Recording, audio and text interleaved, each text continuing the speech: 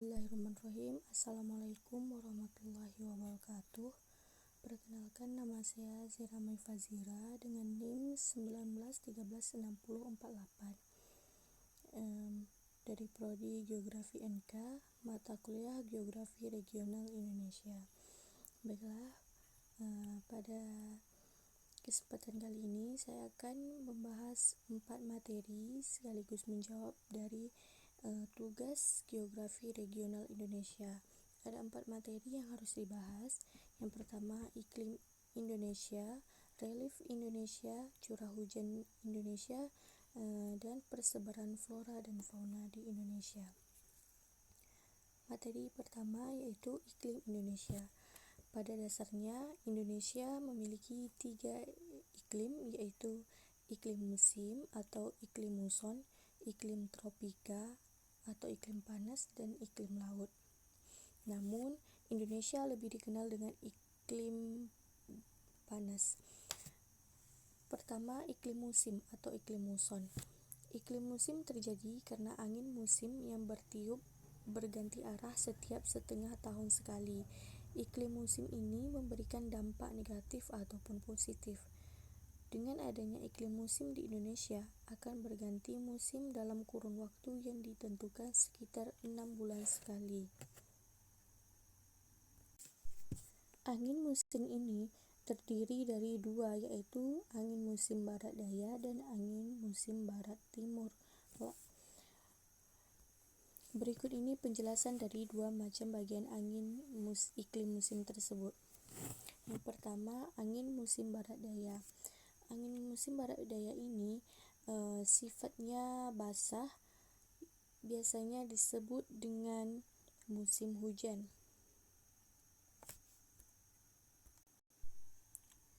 Angin ini bertiup pada bulan tertentu, yaitu dari bulan Oktober sampai dengan bulan April, sehingga sudah dipastikan bahwa Indonesia akan mengalami musim hujan berkepanjangan.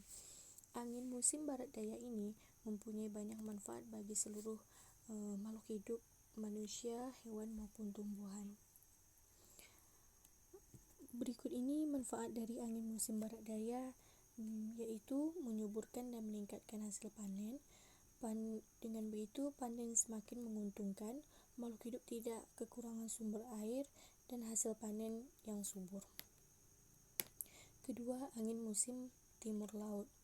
Angin musim timur laut ini sifatnya kering. Angin musim timur laut disebut juga dengan angin musim kemarau atau musim kering. Angin yang bertiup pada bulan tertentu ini yaitu dari bulan April sampai dengan Oktober, sehingga sudah bisa dipastikan Indonesia akan mengalami musim kemarau yang berkepanjangan. Oleh sebab itu, ada beberapa kerugian dari adanya angin musim timur laut ini, yaitu sulit menemukan sumber air, petani mengalami musim paceklik, hasil panen semakin menurun, dan tingkat kesuburan tanaman semakin berkurang. Berikut ini adalah peta angin muson barat dan angin muson timur. Selanjutnya, iklim tropika atau iklim panas. Indonesia yang terletak di sekitar garis khatulistiwa menyebabkan Indonesia memiliki iklim tropika atau disebut dengan iklim panas. Karena Indonesia memiliki suhu yang tinggi, sehingga sekitar tahun Indonesia akan mengalami musim paceklik atau disebut dengan musim panas berkepanjangan. Iklim tropis di Indonesia terletak antara 0 derajat sampai 231 atau 2 derajat lintang utara lintang selatan, dan hampir 40% dari permukaan bumi.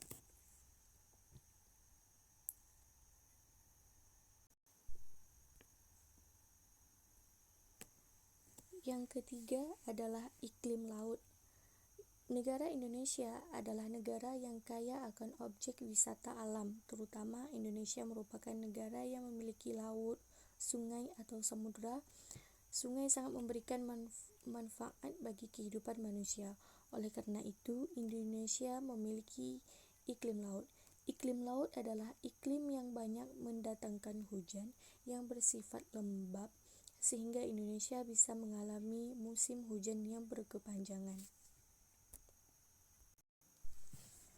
Iklim laut ini berada pada daerah pertama tropis dan subtropis. Daerah tinggi atau pegunungan yang terletak di daerah tropis atau subtropis identik dengan iklim samudra atau musim panas serta musim dingin stabil, di mana kedua musim tersebut stabil di antara keduanya. Dan biasanya ketika musim tropis dan subtropis datang, suhu rata-rata tahunan rendah sehingga sering terjadinya hujan yang disertai badai sehingga sangat membahayakan keberadaan warga Indonesia jika tiba musim ini datang. Yang kedua, daerah sedang. Daerah sedang memiliki ketinggian yang sedang, keadaannya pun menjadi stabil seperti banyaknya awan, banyak hujan di musim dingin. Namun hujan yang turun tidak seperti di daerah tropis dan subtropis yang lebih dominan ke hujan yang disertai badai. Di daerah sedang ini, hujan yang turun hanya rintik-rintik yang tidak terlalu membahayakan warga sekitar. Berikut ini adalah peta iklim laut di Indonesia. Materi selanjutnya atau pembahasan selanjutnya adalah relief kepulauan Indonesia. Relief adalah perbedaan tinggi rendahnya permukaan bumi.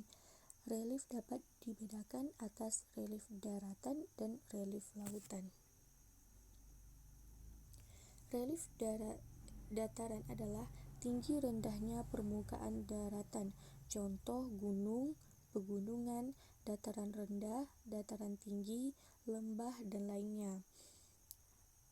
Relief lautan adalah tinggi rendahnya permukaan dasar laut.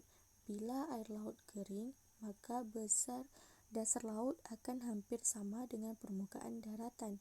Contoh gunung laut, punggung laut, shelf, ambang laut, lubuk laut, dan lainnya. Relief kepulauan Indonesia dapat dibagi menjadi 3 zona besar. Yang pertama, dangkalan Sunda. Dangkalan Sunda ini sering disebut sebagai dangkalan Indonesia bagian barat. Terdiri dari Pulau Sumatera, Jawa, Madura, Bali, Kalimantan, dan pulau-pulau yang berada di antaranya. Disebut dangkalan karena kedalamannya kurang dari 200 meter dari permukaan laut. Yang kedua adalah dangkalan Sahul, sering disebut dangkalan Indonesia Timur. Terdiri dari Kepulauan Aru, Misol, Pulau Kalepon, Irian, dan Laut Arafuru. Kedalamannya sama dengan dangkalan Sunda, yaitu kurang dari 200 meter dari muka laut. Ketiga, daerah Indonesia Tengah. Terletak antara dangkalan Sunda dan dangkalan Sahul, reliefnya sangat kasar, beda antara dataran yang tertinggi dan yang terdalam sangat besar. Daerah Indonesia Tengah terdiri dari Pulau Sulawesi, Kepulauan Maluku, dan Kepulauan Nusa Tenggara. Batas dengan Indonesia bagian barat ialah garis Wallacea, terbentang dari Selat Lombok, Selat Makassar, sampai ke laut antara Kalimantan Selatan dan Sulu. Sementara batas dengan Indonesia bagian timur adalah garis Weber, terbentang dari Laut Timur, laut antara Kepulauan Kai dan Aru, Laut Seram, sampai sepanjang pantai barat Halmahera.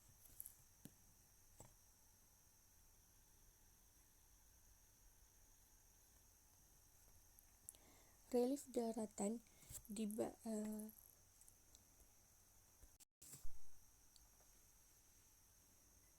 Relief daratan dapat berupa depresi, dataran rendah, dataran tinggi, pegunungan rendah, pegunungan menengah, dan pegunungan tinggi. Depresi adalah tanah yang mengalami penurunan secara kontinu san vertikal yang disebabkan oleh keretakan seperti Depresi Suwoh di Teluk Semangka, Lampung. Dataran rendah adalah dataran yang mempunyai ketinggian antara 0 sampai 200 meter di atas permukaan air laut, di mana lapisan tanahnya horizontal. Contohnya dataran rendah di pantai timur Pulau Sumatera. Dataran tinggi atau plato adalah dataran yang mempunyai ketinggian antara 200 sampai 1.500 meter di atas permukaan air laut, di mana lapisan tanahnya horizontal. Contohnya dataran tinggi Karo di Sumatera Utara. Pegunungan rendah adalah pegunungan yang mempunyai ketinggian 200 sampai 500 meter di atas permukaan air laut, di mana struktur atau lapisan tanahnya seakan-akan bergelombang dan tidak lagi horizontal. Contoh pegunungan rendah yang ada di Pulau Kalimantan. Pegunungan menengah adalah pegunungan yang mempunyai ketinggian antara 500 sampai 1.500 meter di atas permukaan air laut, seperti pegunungan yang banyak terdapat di busur dalam dan luar sirkum Mediterania. Pegunungan tinggi adalah pegunungan yang mempunyai ketinggian di atas 1.500 meter di atas permukaan air laut, seperti pegunungan yang dilewati oleh sirkum Pasifik di Pulau Irian. Puncak tertingginya adalah Jaya Wijaya dengan ketinggian 5.030 meter di atas permukaan laut. Relief pulau-pulau besar di Indonesia. Yang pertama, relief Pulau Sumatera. Di bagian barat sepanjang Pulau Sumatera terdapat pegunungan yang disebut Bukit Barisan yang membujur dari utara sampai selatan, sementara di bagian timur terdapat daratan rendah aluvial yang luas sejajar dengan pegunungan di barat. Berikut ini adalah peta relief Pulau Sumatera. Dari peta tersebut dapat dilihat pada pantai bagian baratnya mempunyai ciri-ciri dataran rendahnya sempit, sungai-sungainya pendek dan tegak lurus ke pantai, gradien sungai besar sehingga aliran sungai cepat dan arusnya deras. Sedangkan pada pantai bagian timurnya, dataran rendahnya lebih luas, terdiri dari dataran aluvial dan sebagian besar ditutupi oleh rawa-rawa. Lereng-lereng yang ada berbentuk teras-teras dan banyak terdapat sungai-sungai yang besar. Aliran sungainya lambat dan arusnya lebih tenang sehingga dapat dilayari jauh sampai ke hulunya. Di tengah-tengah Bukit Barisan terdapat suatu patahan lembah atau sleng atau graben yang membentang dari bagian selatan Nanggroe Aceh Darussalam sampai ke Lampung. Patahan ini disebut dengan patahan Lembah Semangko. Panjangnya lebih kurang 1.650 meter, 60 km, 1.650 km.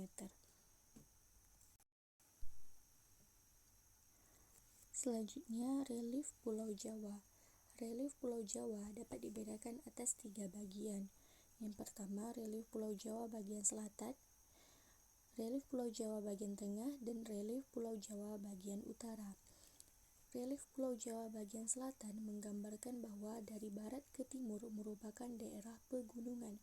Pegunungan ini merupakan kelanjutan pegunungan yang ada di Pulau Sumatera, kecuali pegunungan yang terbentang dari Cilacap, yaitu Jawa Tengah, sampai ke Parangtritis, yaitu daerah istimewa Yogyakarta.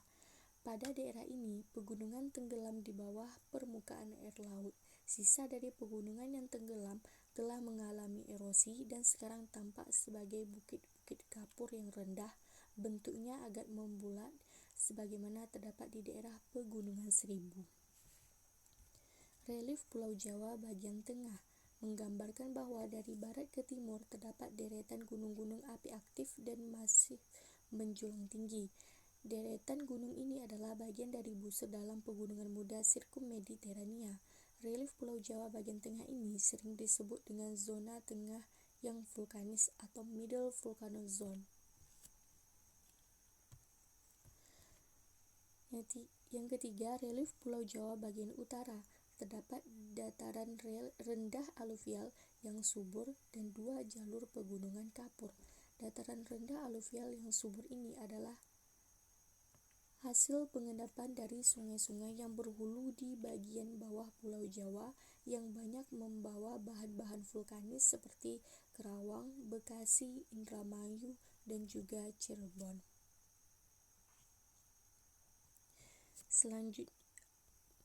Berikut ini adalah peta relief Pulau Jawa. Selanjutnya, relief Pulau Kalimantan. Relief Pulau Kalimantan lebih halus dibanding dengan 2 pulau terdahulu, yaitu Sumatera dan Jawa. Hal ini disebabkan oleh pegunungan yang ada tergolong pada pegunungan tua yang sudah tidak aktif lagi atau masif, kecuali Gunung Apokayan yang masih terdapat sedikit sisa vulkanis, akan tetapi puncaknya sudah tumpul karena telah mengalami erosi lanjut. Di Pulau Kalimantan, jalur pegunungannya tidak menentu, seolah-olah mengumpul di tengah-tengah pulau. Menurut beberapa ahli geologi, menyimpulkan bahwa kemungkinan besar hal ini disebabkan oleh bertumbuknya 2 pegunungan yang datang dari Filipina ke Kalimantan Utara melalui Pulau Luzon dan Sulu. Gejala real pada daerah pegunungan tua adalah menyangkut erosi dan aliran sungainya.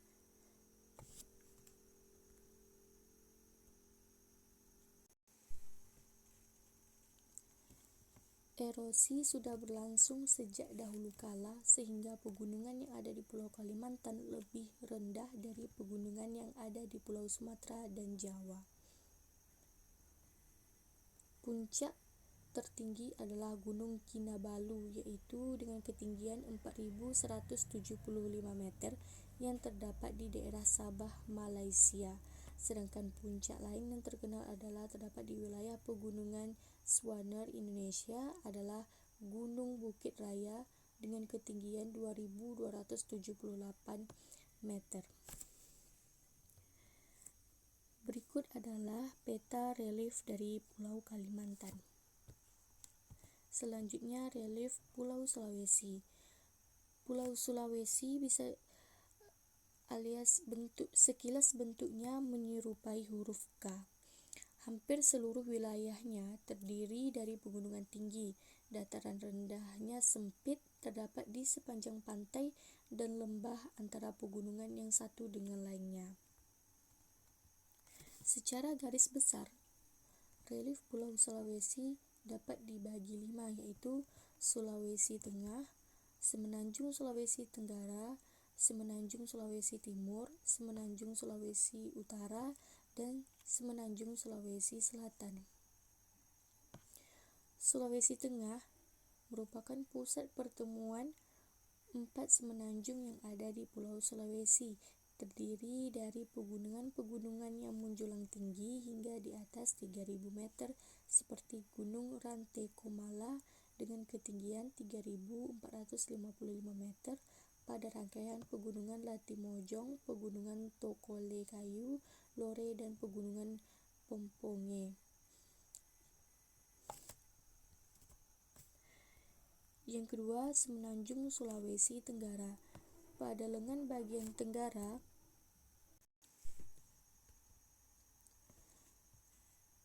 selain terdapat rawa-rawa, juga terdapat bukit-bukit dengan ketinggian tidak lebih dari 1.000 meter pada bagian ujung selatan.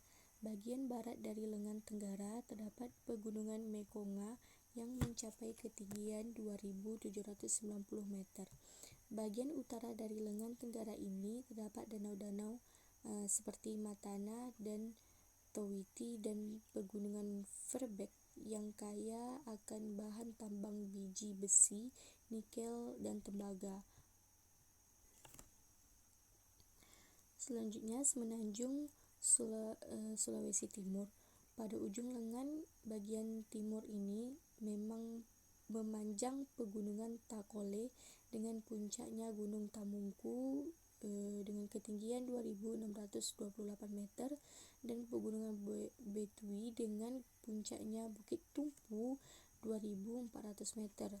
Paling ujung dari lengan timur ini terdapat Pegunungan Balanta dengan puncaknya 1.590 meter. Selanjutnya, Semenanjung Sulawesi Utara. Semenanjung Sulawesi Utara atau disebut dengan lengan utara merupakan massa daratan yang sempit bila dibanding dengan lengan-lengan lainnya. Pada lengan ini, dataran rendahnya sangat sempit terdapat di sepanjang pantai. Hal ini disebabkan oleh dominannya pegunungan yang membujur sambung menyambung dengan puncak tertingginya Gunung Ogamas, Bukit Maling, dan Gunung Kelabat.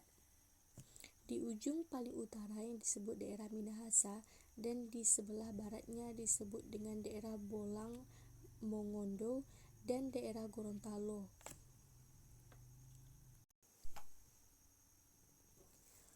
Terakhir, Semenanjung Sulawesi Selatan. Pada pangkal Semenanjung Sulawesi Selatan memanjang Pegunungan Latimojong dengan puncaknya Gunung Rante Kombala dengan ketinggian 3.455 meter, tertinggi di Sulawesi. Sedangkan di bagian selatan Pegunungan Takole Kayu terdapat Gunung Kambuna dengan ketinggian 2.950 meter yang diteruskan oleh Pegunungan Latimojong. Di ujung selatan dari Pegunungan Latimojong dengan Pegunungan Takole Kayu menjadi satu dengan puncaknya Gunung Lompo Batang dengan ketinggian 2.871 meter. Berikut ini adalah peta dari relief Pulau Sulawesi. Selanjutnya, relief Kepulauan Nusa Tenggara. Kepulauan Nusa Tenggara terdiri dari ratusan pulau besar dan kecil. Di antaranya, pulau yang terbesar adalah Bali, Lombok, Sumbawa, Flores, Sumba, dan Pulau Timor. Sedangkan kepulauan yang cukup familiar adalah Kepulauan Leti, Babar, Solor, Alor, dan Tanimbar.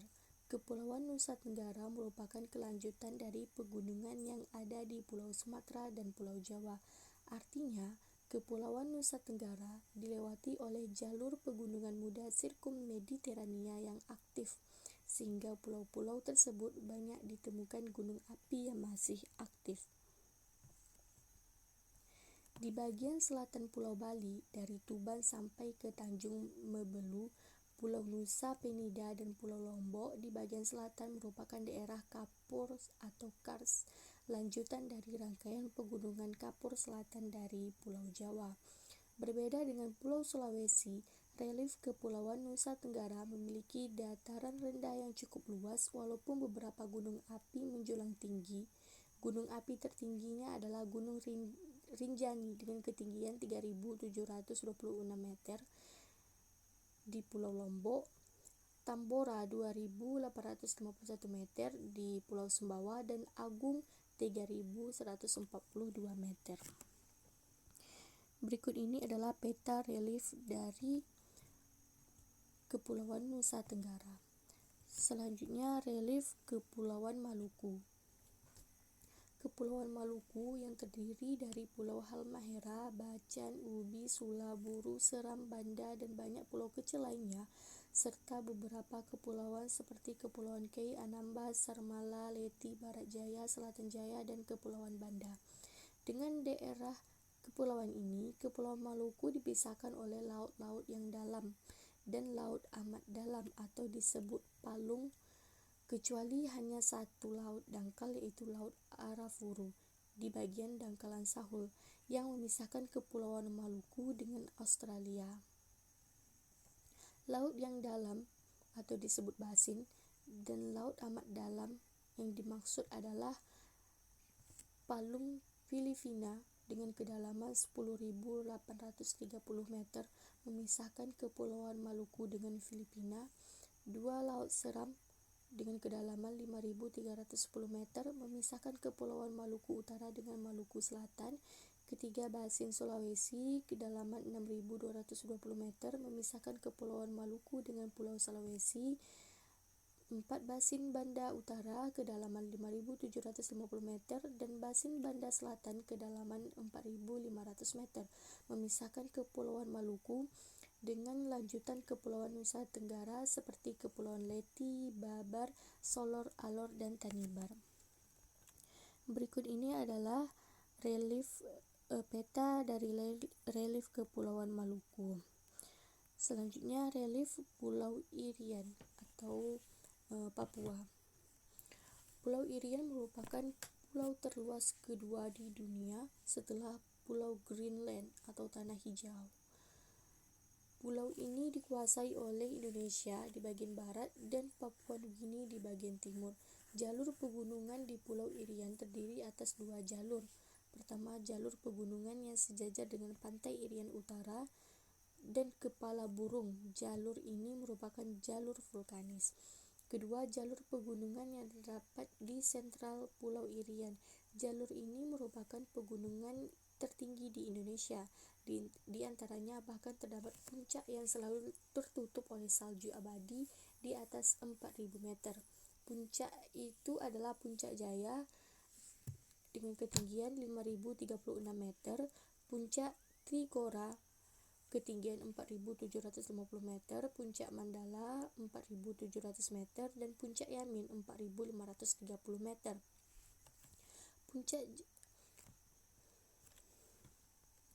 Berikut ini adalah peta dari relief Pulau Irian atau Pulau Papua. 2. Jalur-jalur pegunungan yang melewati Indonesia. Berdasarkan waktu terjadinya, pegunungan-pegunungan yang terdapat di Indonesia dibedakan atas 2, yaitu Pegunungan Tua dan Pegunungan Muda. Pegunungan Tua adalah pegunungan yang terjadi pada zaman sekunder. Pegunungan ini adalah pegunungan yang memanjang dari Thailand, Semenanjung Malaka, Singapura, Kepulauan Riau, Singkep, Bangka, Belitung, dan berbelok ke arah timur laut dan berakhir di Kalimantan Barat Daya. Pegunungan ini sangat menguntungkan manusia karena umumnya pegunungan ini terdiri dari batuan granit yang kaya dengan biji timah. Pegunungan Tua ini sekarang tidak lagi mempunyai gunung api yang masih aktif. Pegunungan Muda adalah pegunungan yang terjadi pada zaman tersier. Indonesia merupakan satu-satunya negara di dunia yang dilalui oleh 2 rangkaian pegunungan muda di dunia, yaitu Sirkum Mediterania dan Sirkum Pasifik. Sirkum Mediterania di Indonesia terpisah atas busur dalam dan busur luar, sementara Sirkum Pasifik masuk ke Indonesia melalui 4 jalur yang berbeda. Untuk lebih jelasnya, perhatikanlah tabel di bawah ini. Tabel berikut adalah rangkaian pegunungan muda di dunia. Ada Sirkum Mediterania dan Sirkum Pasifik. Yang ketiga, relief dasar laut. Relief dasar laut bentuknya hampir bersamaan dengan bentuk relief darat. Terbentuknya relief dasar laut disebabkan oleh beberapa kejadian seperti penenggelaman dari dasar-dasar sungai di zaman tersier sehingga mengakibatkan banyak jalur-jalur bekas sungai di dasar laut. Contohnya kejadian yang terdapat di Dangkalan Sunda dan Dangkalan Sahul. Yang kedua, adanya gerakan eustatis atau gerakan air laut secara besar-besaran yang mengakibatkan terbentuknya karang-karang laut. Contohnya karang penghalang Sunda di Selat Makassar, karang di Kepulauan Seribu yang berada di dekat Teluk Jakarta. Adanya gerakan di dasar laut. Gerakan di dasar laut ini dibedakan atas 2, yaitu gerakan ke atas atau pengangkatan dan gerakan ke bawah atau penenggelaman. Pada gerakan ke atas akan menghasilkan terjadinya teras-teras karang, contohnya teras karang yang terdapat di Kepulauan Maluku, dan terjadinya punggung-punggung laut, contoh punggung laut yang dimulai dari sebelah barat Pulau Sumatera selatan Pulau Jawa sampai ke selatan Nusa Tenggara. Sementara untuk gerakan ke bawah atau penenggelaman, gerakan ini akan menghasilkan kenampakan seperti pada gambar berikut, yaitu shelf atau plat atau lazim disebut dengan selasar benua, terbentuk karena adanya penurunan laut-laut dangkal. Laut yang terbentuk adalah laut dangkal yang kedalaman kurang dari 150 meter. Selasar benua ini merupakan bagian dari benua, contohnya dangkalan Sunda dan dangkalan Sahul. Selanjutnya, terjadinya ambang laut atau drempleh adalah dasar laut atau punggung laut yang memisahkan dua laut dalam. Jika puncaknya muncul di permukaan laut, akan membentuk kepulauan, contohnya ambang laut Sulu dengan puncaknya Pulau Palalawan, Kepulauan Sulu. Selanjutnya, terjadinya lubuk laut atau beken adalah dasar laut yang membulat seperti jambangan, contohnya lubuk laut Flores yang dalamnya 5.140 meter. Materi selanjutnya adalah pola curah hujan di Indonesia. Berdasarkan distribusi data-data curah hujan bulanan, umumnya wilayah Indonesia dibagi menjadi 3 pola curah hujan, yaitu pola curah hujan muson, pola curah hujan ekuatorial, dan pola hujan lokal. Pertama, pola hujan muson, yang wilayahnya memiliki perbedaan yang jelas antara periode musim hujan dan periode musim kemarau. Kemudian dikelompokkan dalam zona musim atau zon. Tipe curah hujan yang bersifat unimodial. 1. Puncak musim hujan DJF, musim hujan JJA, dan musim kemarau. Yang kedua, pola hujan ekuatorial, yang wilayahnya memiliki distribusi hujan bulanan bimodial dengan 2 puncak musim hujan maksimal dan hampir sepanjang tahun masuk dalam kriteria musim hujan. Pola ekuatorial dicirikan oleh tipe curah hujan dengan bentuk bimodial, 2 puncak hujan yang biasanya terjadi sekitar bulan Maret dan Oktober atau pada saat terjadi ekinoks. Yang ketiga, pola hujan lokal, yang wilayahnya memiliki distribusi hujan bulanan kebalikan dengan pola muson. Pola lokal dicirikan oleh bentuk pola hujan unimodial, 1 puncak hujan, tetapi bentuknya berlawanan dengan tipe hujan muson. Berikut ini adalah peta pola curah hujan di Indonesia. Bagian yang putih adalah pola curah hujan jenis muson, yang hijau pola curah hujan jenis ekuatorial, dan yang merah adalah kebalikan dari pola jenis monsun.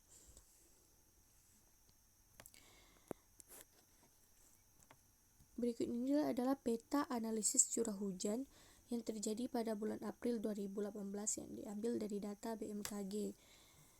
Curah hujan dengan 0 sampai 100 mm per tahun, termasuk curah hujan rendah dari 100 sampai 300 mm per tahun, menengah, sementara 300 sampai 500 mm curah hujannya tinggi, dan di atas 500 meter sangat tinggi.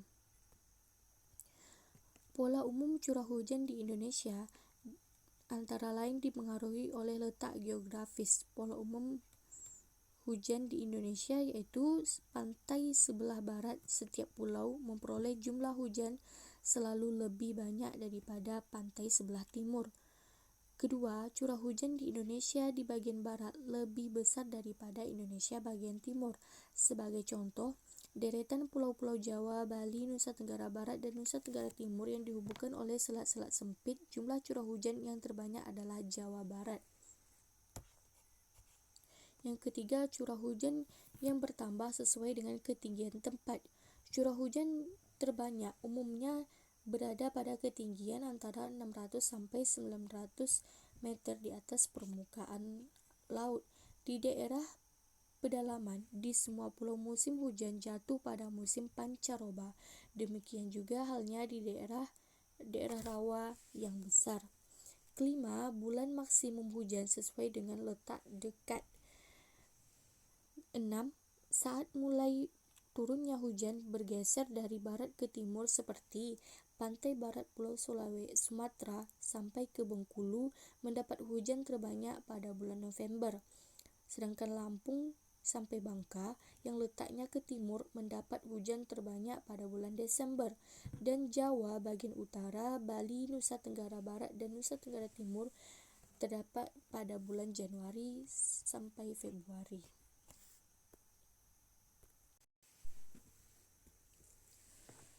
Rata-rata curah hujan di Indonesia untuk setiap tahunnya tidak sama, namun masih tergolong cukup banyak, yaitu rata-rata 2.000 sampai 3.000 mm per tahun. Begitu pula antara tempat yang satu dengan tempat yang lain, rata-rata curah hujannya tidak sama. Ada beberapa daerah yang mendapat curah hujan sangat rendah dan ada pula daerah yang mendapat curah hujan sangat tinggi.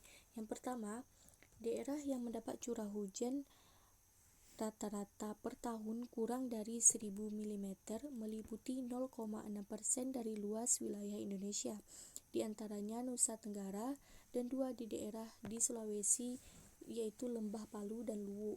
Yang kedua, daerah yang mendapat curah hujan antara 1.000 sampai 2.000 mm per tahun, di antaranya sebagian Nusa Tenggara, daerah sempit ke Merauke, Kepulauan Aru dan Tanimbar. Ketiga, daerah yang mendapat curah hujan antara 2.000 sampai 3.000 mm per tahun meliputi Sumatera Timur, Kalimantan Selatan dan Timur, sebagian besar Jawa Barat dan Jawa Tengah, sebagian Irian Jaya, Kepulauan Maluku dan sebagian besar Sulawesi. Yang keempat, daerah yang mendapat curah hujan tertinggi lebih dari 3.000 mm per tahun meliputi dataran tinggi di Sumatera Barat,